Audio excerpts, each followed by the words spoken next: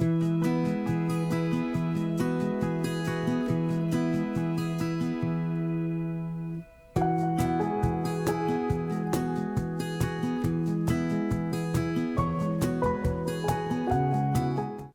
am overwhelmed.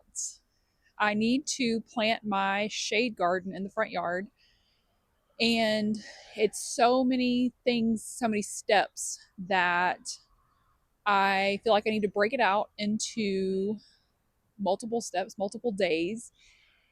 First, I need to pull up the landscape fabric that's currently on the ground. I pulled up a corner of it in the video where I started my shade plants to find that it looks like I have mostly clay soil there, and I've left it ever since because if it is mostly clay, I didn't want to pull it up and then risk the ground drying out and becoming like compacted. I don't know if which word is right.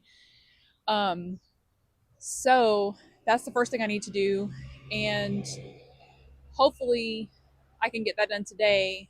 And then the next day I can actually go in and plant the plants that I have currently, which is the hostas and the astilbe, which are doing really well in their little pots, but I can tell, I feel like they're slowing down and they need more space.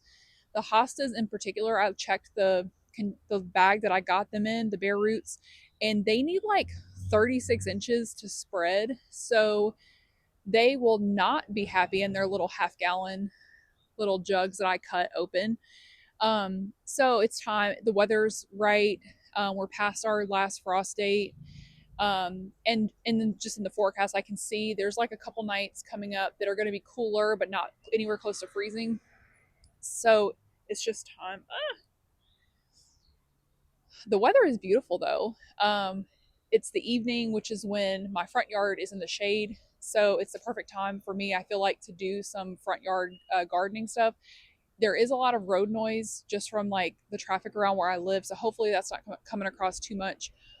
But so, anyways, day one, let's pull up the landscape fabric and then see what I have to do next after that. I did go get free compost from my county landfill. So I live in DeKalb County in Atlanta, and for residents, because they do like yard waste pickup, they make compost out of that, and it's free to go pick up if you live in DeKalb County. So I went to do that to get some compost, and so I highly recommend that as a way to keep your gardening projects under a budget, because bagged compost is expensive. And just anecdotally, last year I used the free landfill compost in my raised beds for my community gardens, and I got a lot of tomatoes from it. And other people, when I was picking up that compost and I saw some other people there getting it, and I asked them, have you used this before? Did you like it? And they said they've always had good experiences with it for like multiple years. So not sure if that's consistent with other counties or if it's something that's even offered in a lot of other places, but I think it's worth looking into because it's free and it's just something that they do. And it seems like, in at least in DeKalb County in Atlanta, it's good quality compost.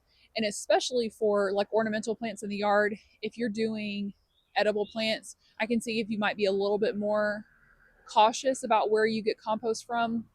I got compost from there, and I got tomatoes that I ate. So I mean, it is what it is, but I'll show that later on when I get to the point of being ready to use it, what it looks like. But let's pull up I've been procrastinating this for so long. Let's pull up the landscape fabric. Quick update on the plants. You can see the hostas on the back row, and those yellow spots are just pollen.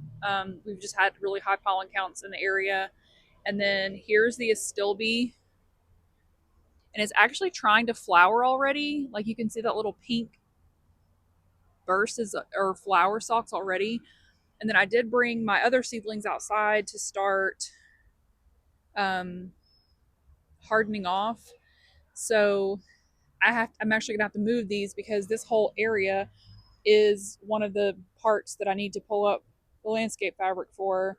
So I'll have to move these out to the yard, which is actually good and be good for the seedlings because they'll get more sun that way and they'll continue hardening off.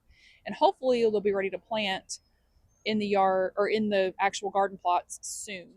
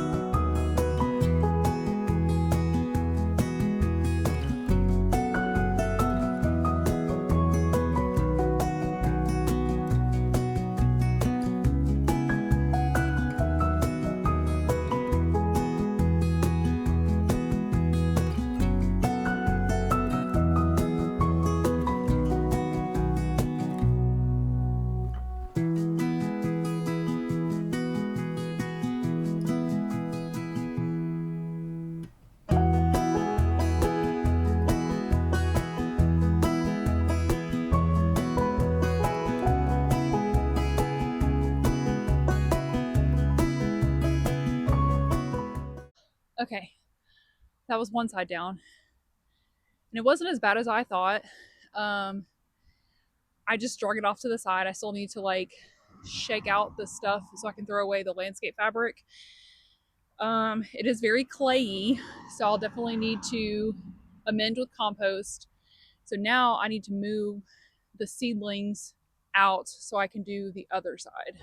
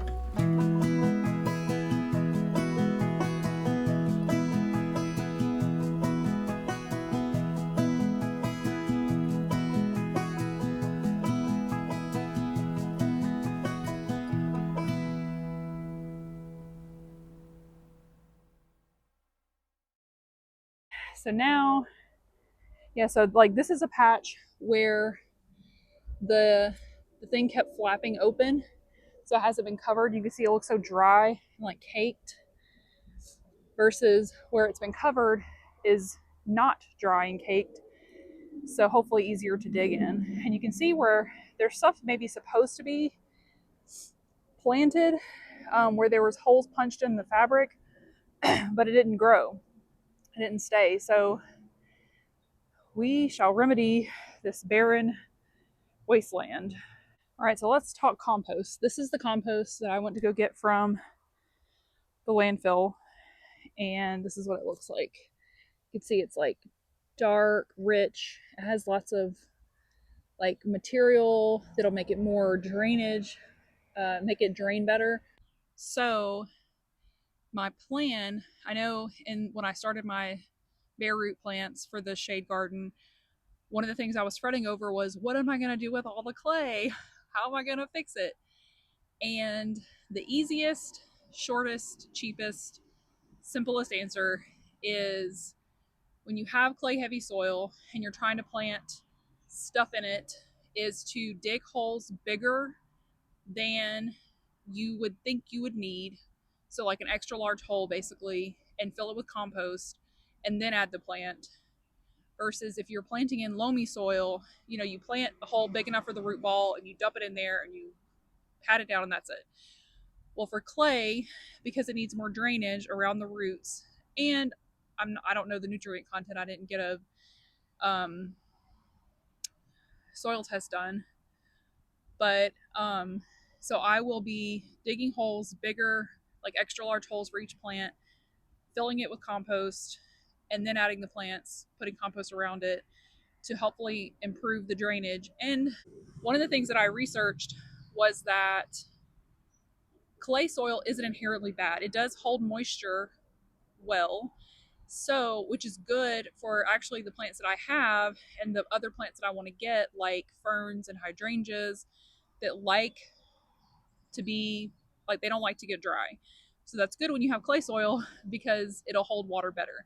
Now, the one thing I will need to do is add mulch to help keep it from getting dry and like impacted.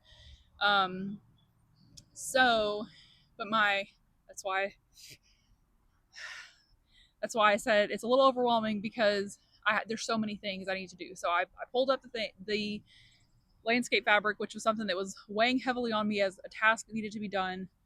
And so tomorrow I think I'm going to go ahead and plant the hostas in Astilbe and go ahead and get those placed because they're bigger plants that need more room. And then I can decide what other plants I need to fill in. I definitely want to get ferns and hydrangeas, but I don't know how many because I don't know how much space I'm going to have left. And I also keep forgetting that I have coleus, but they're really small still. So those might be like fillers, like as they get bigger, hopefully moving them to a sunnier spot, they'll start to get bigger.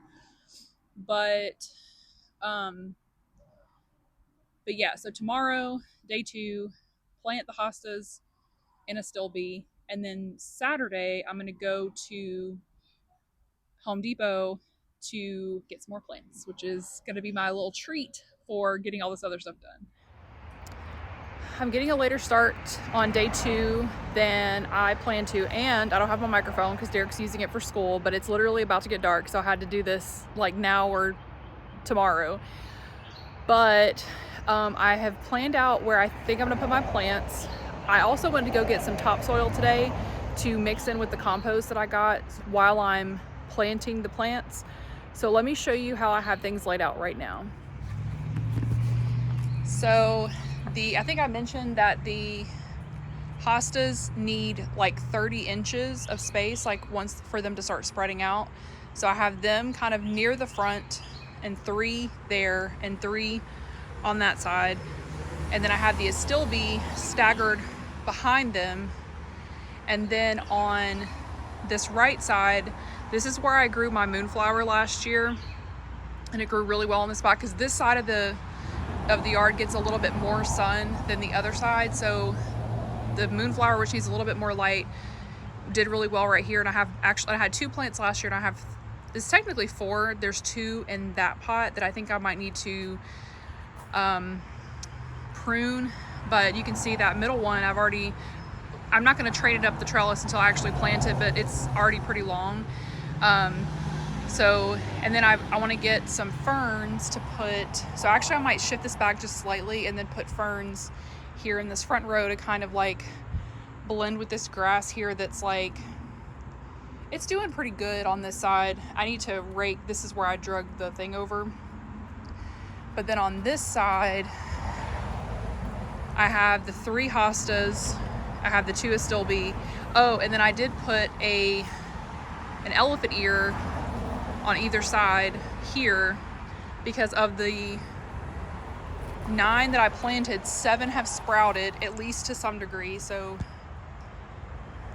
this is the other 2. I haven't decided which ones I'm going to put where yet, but These two are still pretty small, and then I have some that are just barely sprouted so far, like this little one right here. It's not focusing. This one's slightly bigger, but I wanted to get a sense of scale, so I chose the bigger ones as like my display. And then because I have my plants, my indoor plants in this window to get some morning sun, I don't want to shade it out too much, but I think I'm going to put some hydrangeas, a couple hydrangeas here, and then the same ferns on this, along this front here. And I also might drop in some ferns. It's so hard to tell, like, because they need so much space to grow, but then you have so much empty space in the meantime. But I'll also go to Home Depot and just see what other shade plants they have. I know Brunnera is another shade plant, and if I don't have space for that up front, then I have a space in the back that I'm considering, which is where I'm also thinking about putting the other two Astilbe. So if you watched my planting video, I had 6 Astilbe, and I don't know if they're all gonna fit up here without it being like crowded. So, because I want more variation, like I want more texture. So if I put some Astilbe in the back, then that kind of spreads it out, and I can fill in the gaps up here with other stuff to add more texture and stuff like that. I really wanted to get this in tonight so that tomorrow I can go to Home Depot and just buy the plants I want to plant, but I think laying them out gives me an idea, so I can go do that in the morning and then plant everything tomorrow, hopefully. We'll see. Okay, I'm back from my Home Depot run, and I did not stick to my plan completely. So I did get a couple ferns. I got 2 Sun Queen, Emerald Queen ferns, but these are the only 2 I could find, and they were $10 a piece. I don't know what I thought they were going to cost, but $10 for this, like not the kind that you get like in the fancy hanging basket, but like ones that are kind of meant to plant in the ground. And these are really good for hot, humid environments, which is where I live. But I couldn't find more of them because I wanted to, like, kind of 2 on each side, in each bed. So I also did not get any hydrangeas because the only ones I could find were a variety that I've read is not, they're really difficult to take care of. They're just finicky, too much sun, not enough sun, just like, especially in the hydrangea subreddit, which is very active and very knowledgeable, and a lot of people who live in the South that want to grow hydrangeas that just cannot get this particular kind. I think it's called Endless Summer. I'll put in a clip of what I saw at Home Depot. So no hydrangeas this time. I might keep looking for a variety that might do better, but I don't want to wait on this project and just not continue because I don't have the plants that I thought I was going to get. However, I did get some other plants that I had not planned on. I got 2 of these called Persian Shield, and I was just captivated by this purple color. So there's another subreddit called Goth Plants that people post their like dark purple, dramatic, gothic kind of plants, and this looks like right up that alley. But just the purple, and then like the texture of the leaves is just so gorgeous. And this is an annual. So if you're shopping for plants and you are trying to do a shade garden or a sun garden, whichever, but and you don't know exactly what you want or need, you just want to get some ideas, then the plants have their sun needs listed on there. So this is listed as part sun. It's in a shadier area of the garden center, and I got 2 of them. But I'm hoping that I might be able to divide it, like, because there's multiple stems, so maybe I'm going to look it up and see if I can divide them and maybe like get 4 plants out of it. This plant, which is called purple zebrina, the underside of the leaves are purple, and then the top of the leaves have like this iridescence. Like, I'm not sure if that's going to come across on camera, but it's just so pretty. These were side by side in the shade area of the garden center, and this is like a trailing plant, and it's also really popular as a house plant. And because they're annual, they will not survive winter. I might end up digging them up at the end of the season and bringing them inside and then bringing them out again versus them dying and then having to replace them. That's a problem for future me, for fall me, winter me, to figure out how to save these plants. It's time to actually start digging, which I think I have been kind of procrastinating on because it's going to be a lot of work to like get into this clay.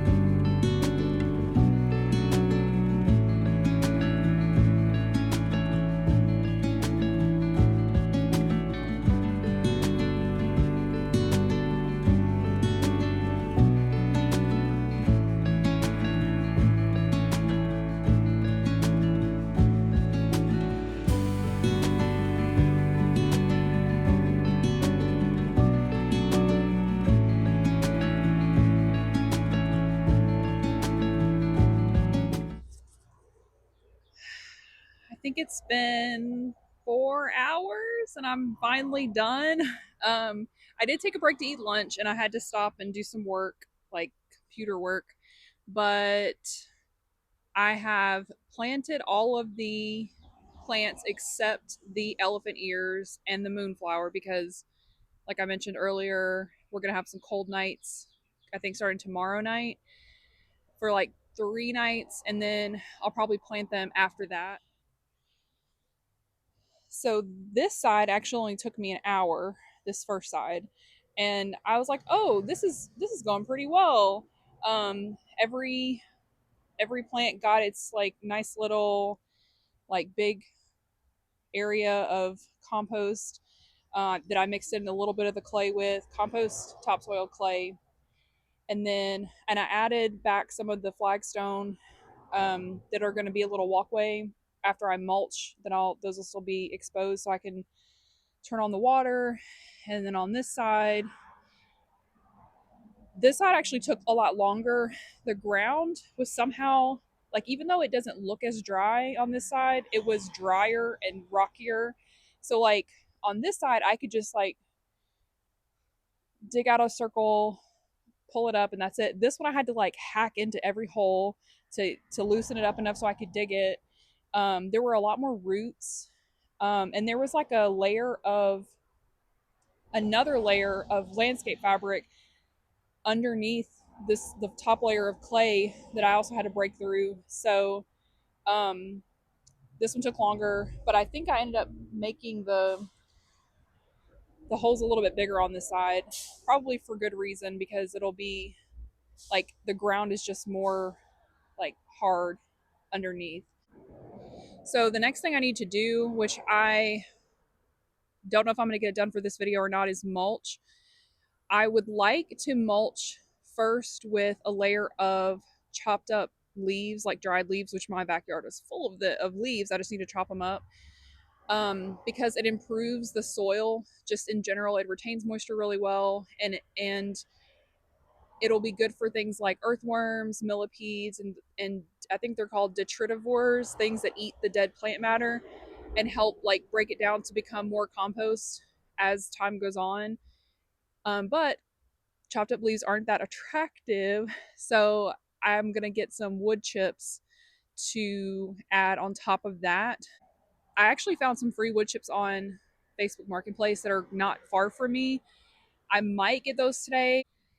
I have also considered mulching with the compost, just spreading some of the compost around. I got the wood chips from Facebook Marketplace. The person responded quickly, and it was only 10 minutes from my house, so that made it very convenient. And I actually got 2 loads.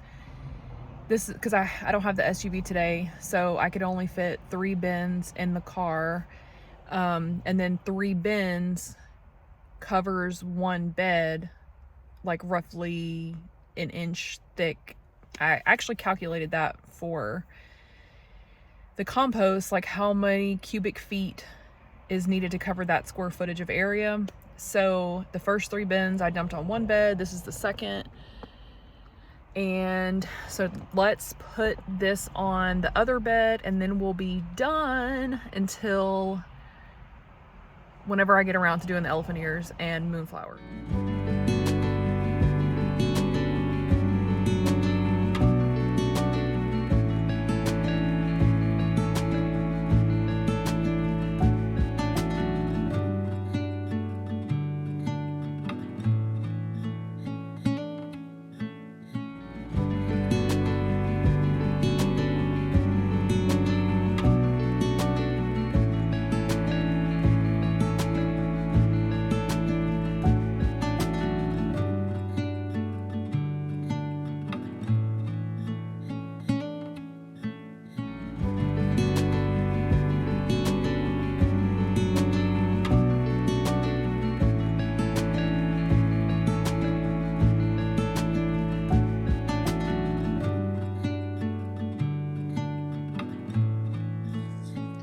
So it's the next day.